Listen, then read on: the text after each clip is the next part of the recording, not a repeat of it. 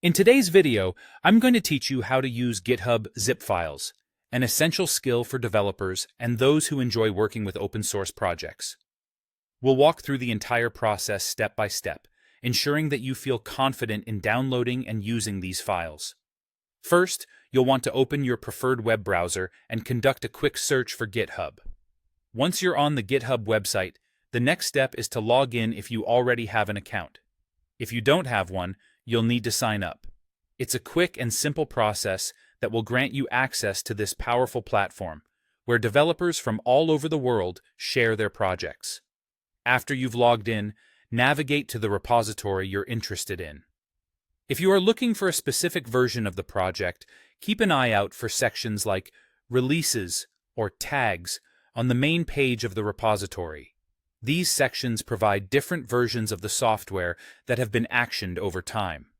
If you're just after the latest version of the entire repository, you can simply click on the green Code button, which you'll find on the main page of the repository. This button presents you with several options, but for our purposes, we'll select Download Zip. This action will download a compressed file containing all the contents of the repository to your computer. This is incredibly useful if you need a quick snapshot of the entire project.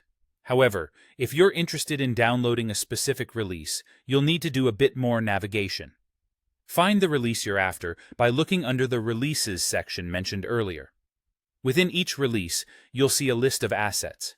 These assets often include a link labeled Source Code, zip. Clicking this link will download a zip file for the specific release, which can be beneficial if you need a version with specific features or updates.